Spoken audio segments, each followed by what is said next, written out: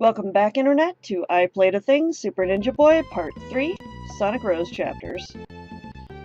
And last time we left off at a cave where we learned some healing magic from a princess who apparently lives there, a la Legend of Zelda style. Well, we will happen to be going in the proper direction, though I wasn't entirely sure it was the right direction, and we will have many encounters along the way, like this one. Fortunately, I will still be editing them out for the most part, although I do find a couple of new enemies at some point, and I will be taking a look at them. Since we do have a little bit to go until we get to the next town, I will say that last time I should have clarified that the copy of Super Ninja Boy, or rather Super Chinese Land, that I got was for the original Game Boy. There were several games apparently for the Game Boy, and somehow a couple of them made it stateside and in used video game bins. A friend of mine happened to pick one up, and I had a copy myself, so we decided that since the only thing our link cables had been used for thus far was Pokemon, we might see how a two-player game would be accomplished in Super Ninja Boy.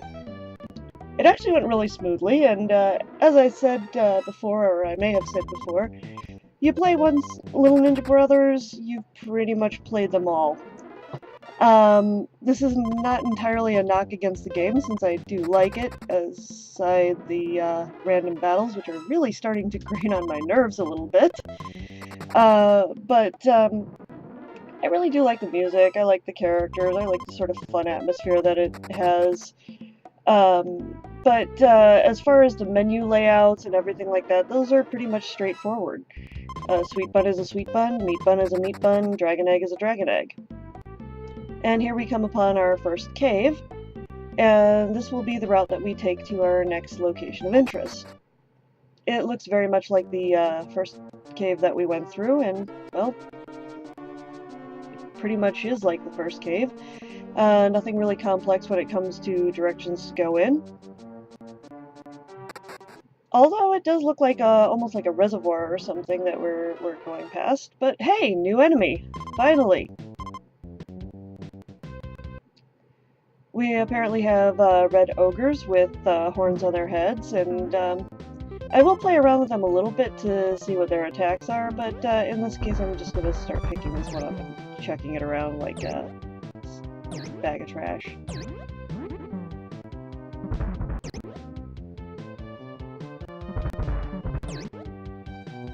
Yep, it has a little attack with its club, as expected. Nothing too difficult, though. They are level 9, which is the same level as I currently am. Oh, this guy. This guy is going to be a problem. Remember I used the term dog's breakfast? Well, this is the breakfastiest breakfast I have ever breakfast. And I had imitation Lucky Charms this morning. If I was a smart person, I would have just decided to get the hell out of Dodge while the getting was good, but I decided to show you lovely people out there my terrible time with this thing. Although, to my credit, I did try to at least mitigate the pain and suffering by using T-stars. The problem with this is a thing called a hitbox. Yeah, that. If this was a game with a little bit tighter controls, it might not have been quite so much of an issue, but even if this was in two-player mode, we'd stand just as much chance of hitting each other as we would the enemy. He has these little pellet attacks which rain down and cause me pain, and everything that causes me pain, even running into him, causes me pain. The only thing that doesn't cause me pain is when I actually strike him properly. In order to do the move I just did, which caused his little eyes to bug out, I have to be standing still when I initiate a jump and then punch in the middle of it. Doing the rolling jump is a lot easier to do.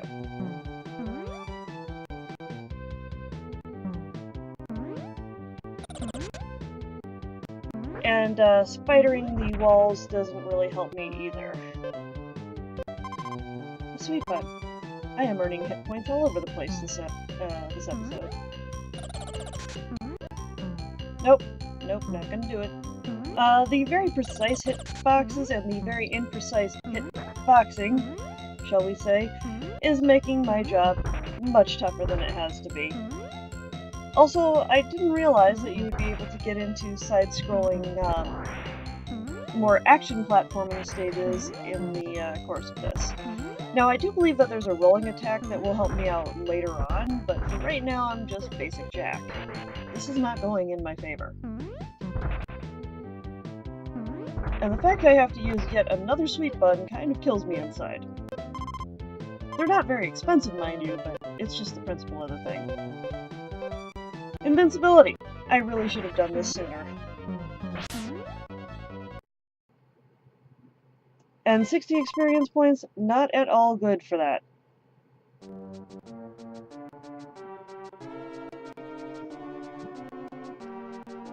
Coming up here, we have a little bit of a mini-game. We are the Twin Ninja Red and Blue Gems. Want to play Concentration? 3 errors and you're out. 100 sum to play. That's actually not a bad sum. Go ahead, turn over 2 cards. I think that's a bun and a dragon egg. I think there's 2 kinds of buns, and I wasn't sure if those were a sweet bun or a meat bun that I got. But as you can see, getting a match means that you actually do get the item. So, although 100 is not very good for a sweet bun, a meat bun at this point in the game is actually a nice prize. They restore your hit points in full, which is also why you can, if I recall correctly, only carry 1 of them. And the current store that's available to me does not actually have meat buns available. Yeah, I'm just gonna nope out of this.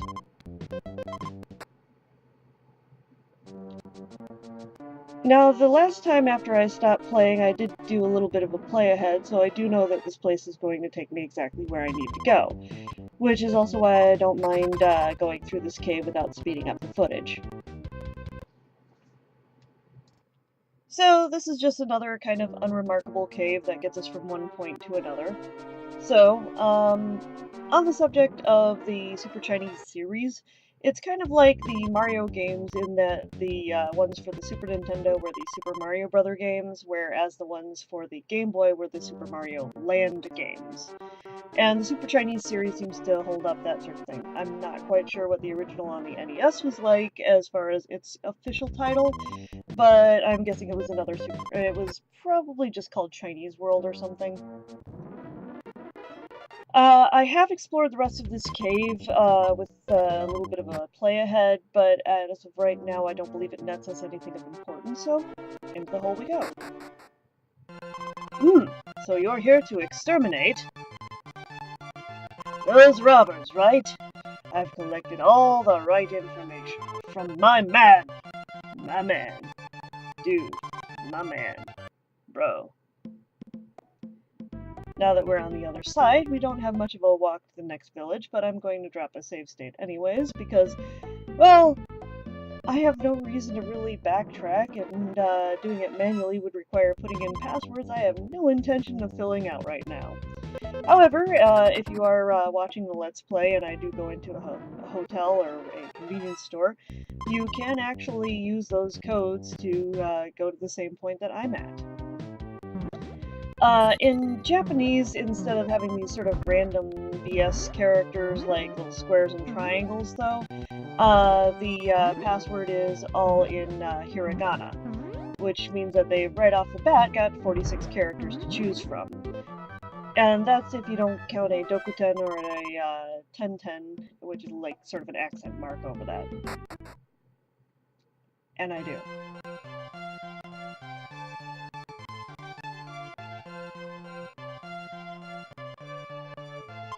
I'm so tired that I don't want to do anything. I think I'll take a nap. Sounds like a good idea. Samurai Scorpio, you want to get your training? Come this way! We have students! I wonder what kind of training he will give us. From the word list on the right, pick 2 words which don't appear in the flash words on the left. Ready? Here we go! Oh god, my eyes are doing tricks on me. Yeah, I'm gonna take a couple of times getting through this, but as I mentioned before, Culture Brain are the same people who did the Magic of Scheherazade, and this is one of our first hints to that. The bottom of the list has Scheherazade as one of the words, and it is actually one of the correct words that we need to pick. The other word that I will figure out in due time is Jack. There is a J word that on the left, and I did catch on to that fact, but I thought it might be Jack because, well, he's the main protagonist. This is not random, so it's always going to be the same thing every time. And the names, as you can see, are people we've pretty much met. BB Virgo. Actually, I don't think we've met BB Virgo yet, but all of these are names of characters in the game that we can meet at some point. And again, there's really no penalty for failure, so let's get training. This guy's actually a kind of important NPC because he's going to give us an ability that we didn't have previously. It's one that I had remembered, but I didn't realize that I couldn't do it right off the bat.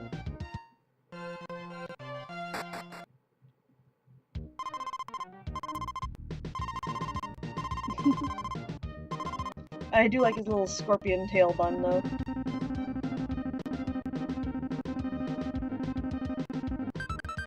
There we go. Jack and Scheherazade. I ship it. Splendid, you passed. You can use use the egg to fly on a dragon. Even if you fall into a hole, you can revive right away. Do your best! Now, we were able to use the dragon eggs in order to save our butts in the action stages before, but now we're going to actually get to ride on a dragon. The kidnapped people are coming home alright, but they've become idle people. I suspect the kidnappers cast a spell on these people. Welcome to Samurai World, Edo City.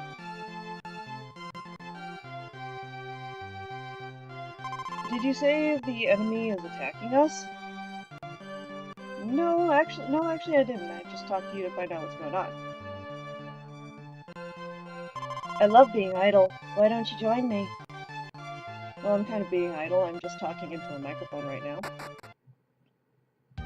Welcome to the hotel. Hope you have a nice rest. I will, actually. And again, you're not charging me anything, so, how are you making a profit? Oh well. This is video game land, where healthcare is free and everything is awesome. Well, actually, I suppose my healthcare is eating buns. Because, you know, that's such a viable thing. I eat a steam bun and that automatically gets rid of all of everything that ails me.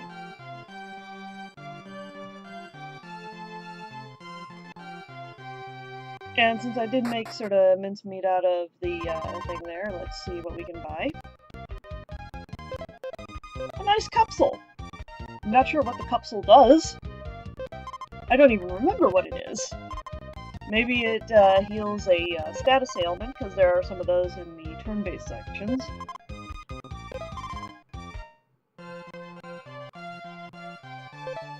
I try to use one here, but to no avail.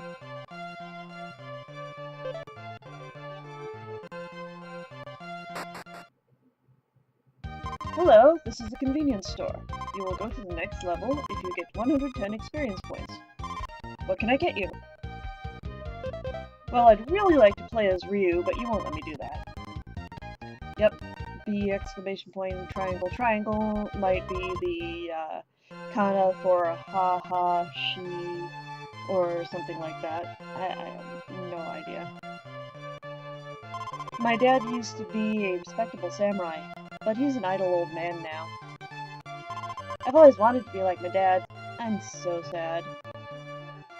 Well, sometimes people grow old, and if you want to go through Mount Wasabi, go through the cave located to the west of Edo City.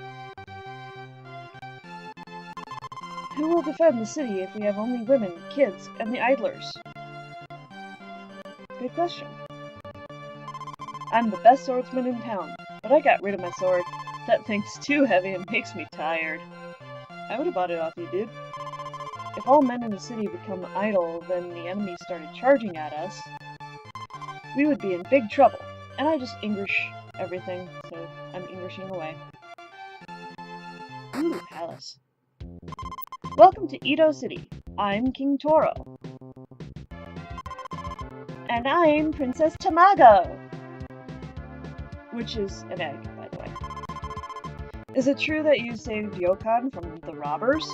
That's right, we're here to find their hiding place. Emperor Chin of Yokan told us it was here in Tamari Island. Oh, help us too! They kidnapped all the peppy young people and made them apathetic. I'm worried about my kingdom. Oh, I miss those gallant, manly young people. Those robbers are hiding inside of Mount Wasabi. Let us take care of them.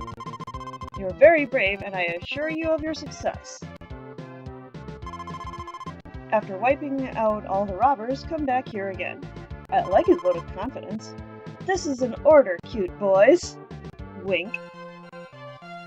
I just love how he says, I assure you of your victory. It's like, I don't know who you guys are, but I assure you, you kicked the one robber's butts. You can do the same for us, right? Okay? I don't even know that I'm getting paid for this. And a little Tamago there, she seems to be a little bit of a flirt. And dropping the save state. I may actually need that, because this place is, well, kind of my first hell. Forgive me, but I did pretty miserably here, so after my first couple of deaths, I'm pretty much gonna try and skip through this embarrassment, at least until I can get to a new area. I will stick around a little bit, because I do actually show off the dragon eggs here. The person who trained us allowed us to actually ride on a dragon for a limited period of time, which is a great help for getting through areas. And I wish I'd used it right there.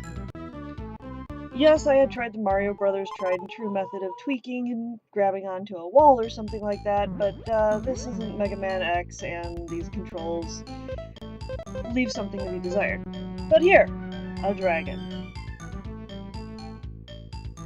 As you can see, it doesn't really last a whole lot of time, but that would be enough to get you to safety normally. And I don't know what's going on with that. Bull Noogie's right there, because how I caught the ledge with my one little bitty of my tippy toe, and then was able to punch out a monster, I'll never know, but the fact that it dumped me straight into lava after that kinda ticks me off a bit.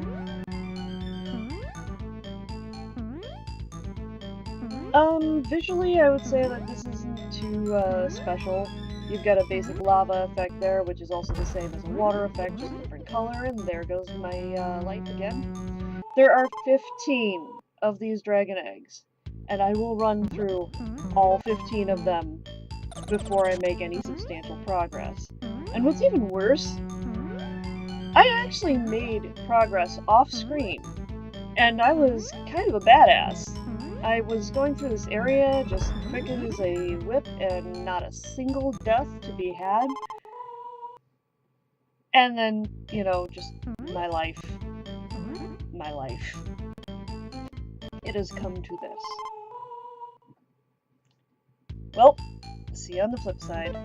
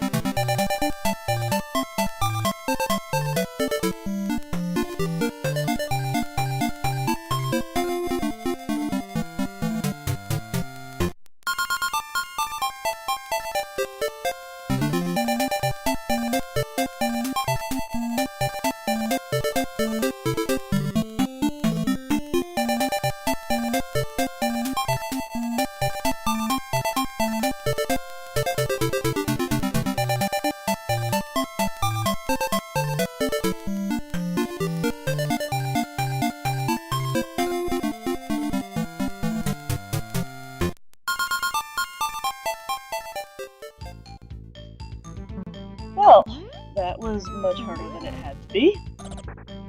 Some of it is the controls. Having watched a lot of the ABGN episodes, I can tell you that bad controls are hard to articulate, but they are very well felt when actually experiencing the game for yourself. And while I can't say that the game has necessarily bad controls on a whole, there is a certain sluggishness to it, combined with these somewhat sketchy hitboxes, which makes this, as I said, a more frustrating romp than it really has to be. Clinging to the ceiling with our spider shoes, which we got earlier in the game, I forgot to mention that. And you cannot use a dragon egg while clinging to the ceiling, but you can do it while hanging onto a skull, I guess. Well, this carries us through to pretty much the end of this little stage, and I would just like to say that 6 experience hardly seems compensatory towards the amount of aggravation I just incurred. And while I'm throwing big words around, I have to say that the game using terms like apathetic is actually kind of neat. I recorded this particular battle just because after all of the hell I just went through, I needed to beat up on a weaker target. These guys do go down in one bout though, so there is that. I am definitely becoming stronger. Yay!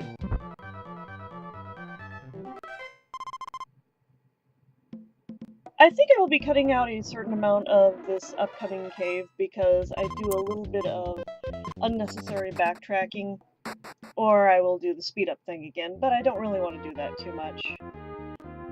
The way that I went the first time, as usual, tends to be the way to actual progress.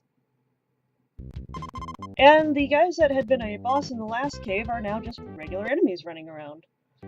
Again, I decided to test my metal a little bit, and those metal guitars are kind of nice. This time I'm a little bit aware of what they're doing, although I didn't mean to get caught like that. Not one of my better moments. These guys are apparently a level 10 enemy.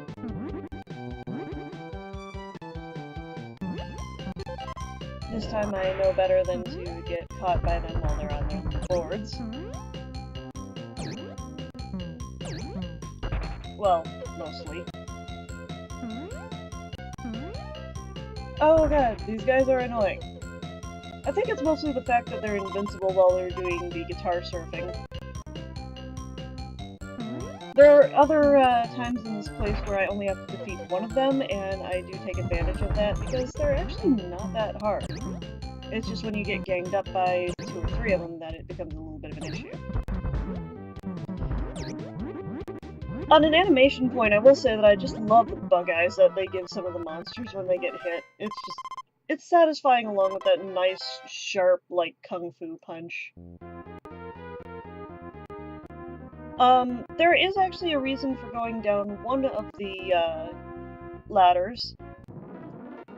There is a man who can revive a fallen party member in this dungeon. So, if you did get through the hell area that I was just in, but your partner died in a 2-player campaign, they can be brought back to life. However, I am playing solo, so this does me absolutely jack all. I'm clever. These guys, not as much of a pain as they used to be, but still not something I'm going to be fighting on the regular. Maybe when I get my Super Death Punch gloves, but that's beside the point. I say Super Death Punch, but it's not really named that. It might as well be Super Mega Death Punch, however. I was actually a little bit surprised, given the simplistic sprite work, that a lot of these dungeons actually do have different texture models. I certainly didn't remember that from before. I'm also not sure if I am under-leveled or not for this area. We're going to be meeting our first real proper turn-based boss in a moment here, and it takes quite a while for me to beat him.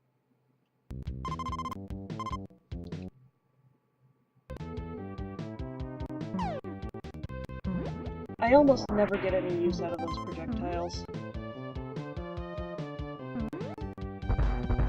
Well, this guy was good enough not to do his little jamboree thing, so I'm just deciding to just beat him up the old-fashioned way.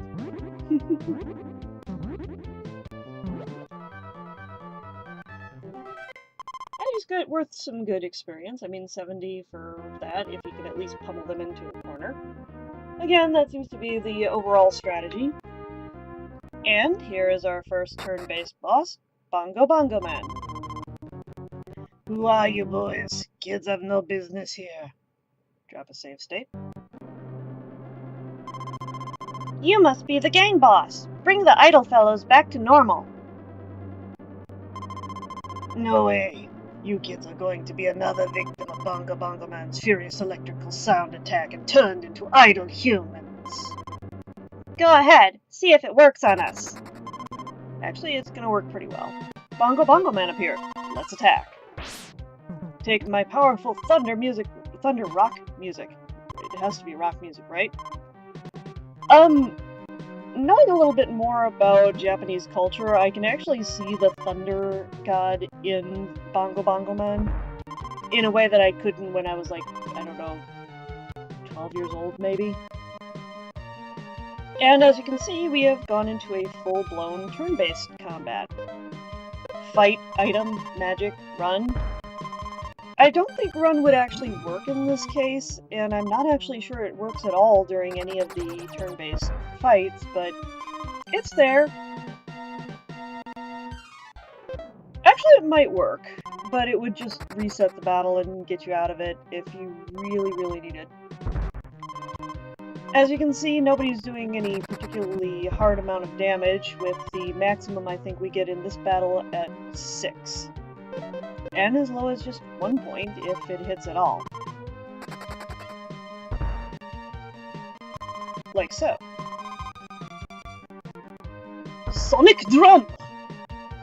Ryu got 3 points of the damage.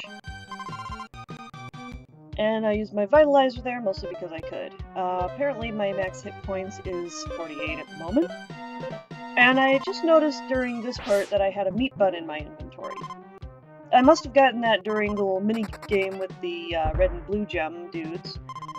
And that's actually a pretty good item at this point in the game. There are no stores currently that sell meat buns to me, and even though a sweet bun is only 10 cents, the meat buns are significantly more expensive. You can only carry one of them if I recall correctly, and they fill your health up completely. When we have significantly more health, that will be a major help. Moonsault Kick! And I've been watching too much Kamen Rider lately, because I want to say Rabbit! Tank! So bad. Mainly because the primary attack of that particular combo for this current Kamen Rider is Full Metal Moonsault!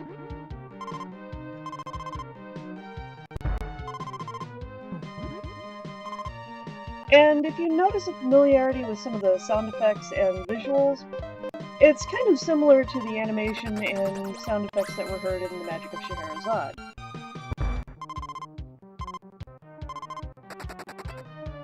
I think that there is a monster later in the game that actually does an attack which will even bring back more Scheherazade memories.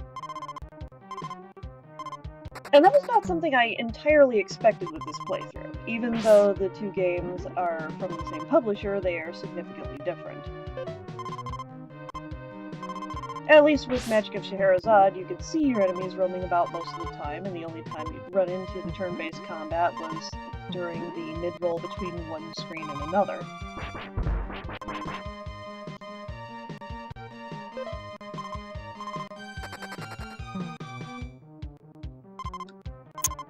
Not too much to comment on in this fight, it's just fight, item, magic, run. I will say that the Dragon Blade is an infinite use item, so there is that, and it does do a fairly reliable 2 damage, which doesn't sound like much, but the rolling attack does 3. And as you can also see, the the buttons, as I mentioned before, do actually work for both characters.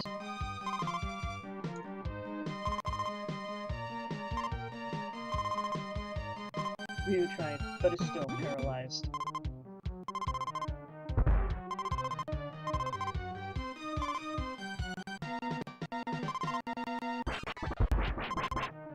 Stick boomerang? I think that's one of your drumsticks, buddy. You know, it does sort of tick me off. You're supposed to be a musician, but you are really disrespecting your instruments there.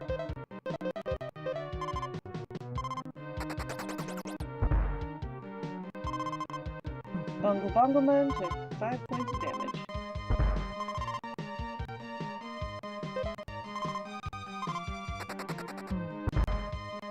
Skin Gauntlet. You know, I think Miracle Kick does sound kind of fun.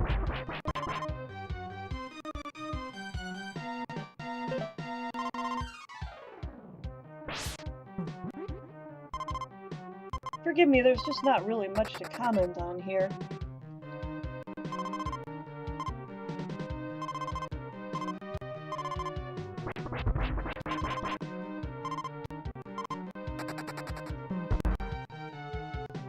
We will be getting better swords, gauntlets, and the like during the rest of this playthrough, however.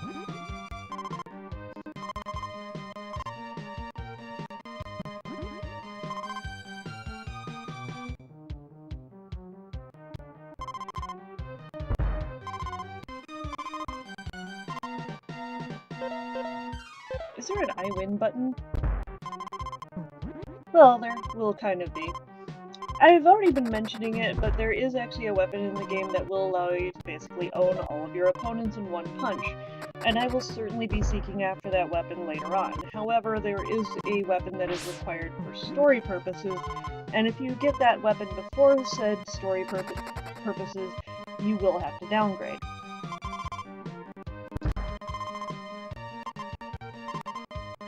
The weapon in question can actually be won in a lottery, but I prefer to grind for it, and as I am already cutting out a significant number of my battles, I'll be grinding for the monies that I need off-screen.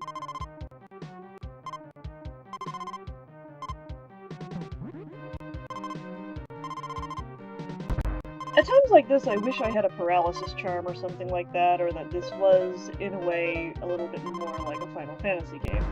Then I'd at least be able to defend against some of this. But no, this is our first turn-based fight, and they don't get more basic than this.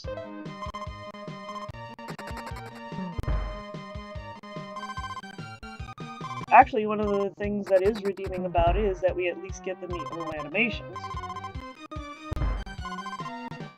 We're actually getting to see Jack and Ryu run up to the monster, actually getting to see it dodge, take damage.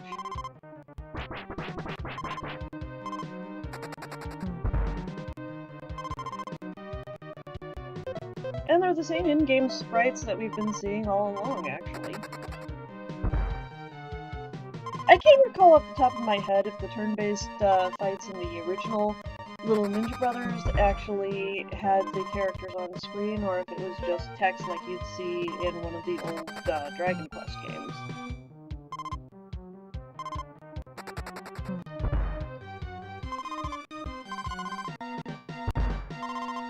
I suppose one of the neat things about Magic of Scheherazade was when you were in turn-based combat, the party composition that you had would affect what kind of abilities you were able to unleash, and there were certain defenses that you had against some of the status ailments.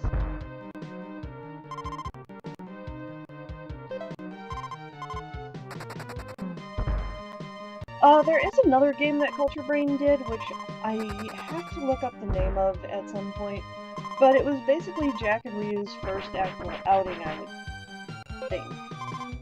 It was for the NES, and it was basically a series of rooms that you went into where you had to defeat monsters. And if you took too long, a little skull creature death would basically come after you and try to kill you.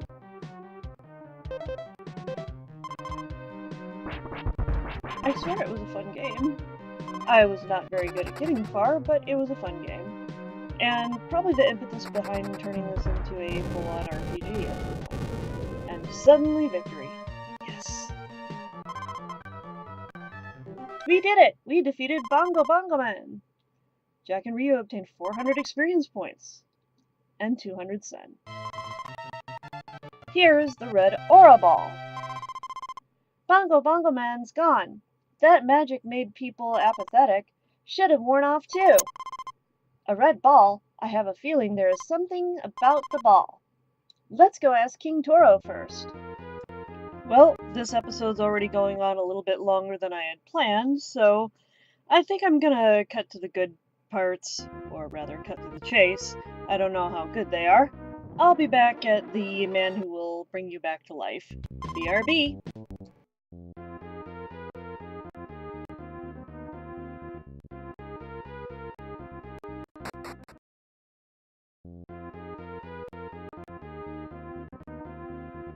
Welcome back. We've gone downstairs, crossing the bridge, and now we get another battle.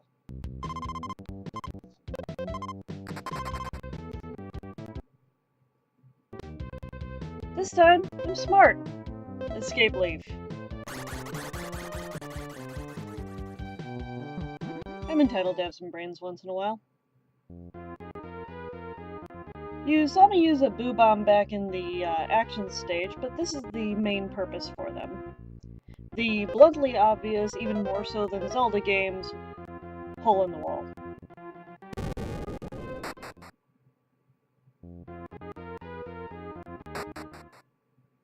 Thank you for rescuing me! I am Bonzibot. I can revive your partner in two-player mode. And I also happen to be in a chest instead of a jail cell. Well, that's his thing. See you back out in the fresh air. Well, the game isn't too evil, after all. Getting back through the caves is a lot better than going there. Random counters notwithstanding. But at least this guy is easy to run from. And only one way of the town. I'm kind of impressed. As another note, I actually thought that those bushes on the ground were something that you couldn't walk through, so I didn't try for a while.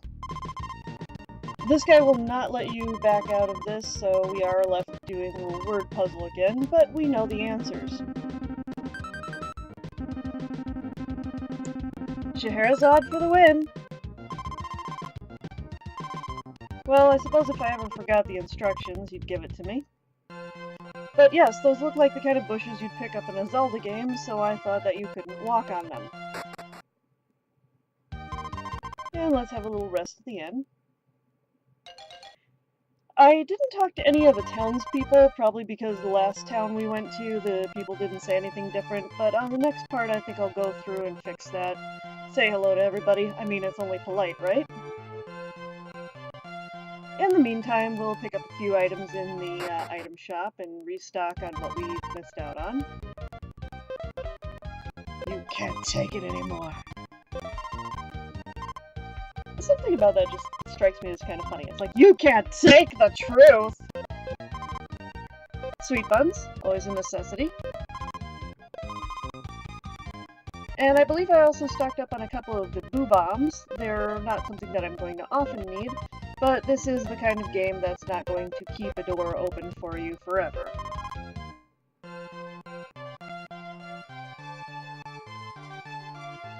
So, back to the palace.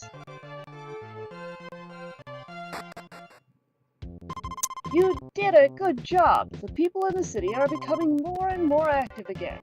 Tamago is very impressed with you. In fact, she's in love with you.